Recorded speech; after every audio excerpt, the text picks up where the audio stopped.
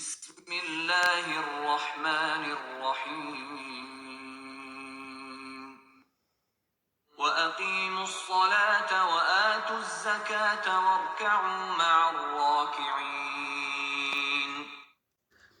نماز قائم کرو، زکوٰۃ دو، اور جو لوگ میرے آگے جھک رہے ہیں ان کے ساتھ تم بھی جھک جاؤ۔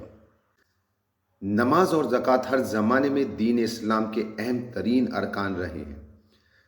تمام انبیاء کی طرح انبیاء بنی اسرائیل نے بھی اس کی سخت تاکید کی تھی، مگر یہودی ان سے غافل ہو چکے تھے۔ نماز با جماعت کا نظام ان کے ہاں تقریباً بالکل درم برہم ہو چکا تھا۔ قوم کی اکثریت انفرادی نماز کی بھی تعارف ہو چکی تھی، اور زکوٰۃ دینے کے بجائے یہ لوگ سود کھانے لگے تھے۔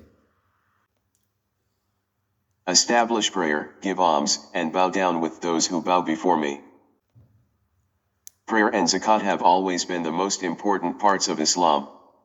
Like all the prophets of Bani Israel also strongly emphasized it. But the Jews were oblivious to them.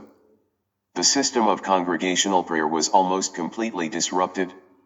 The majority of the nation had also abandoned individual prayers, and instead of giving zakat, these people started taking usury.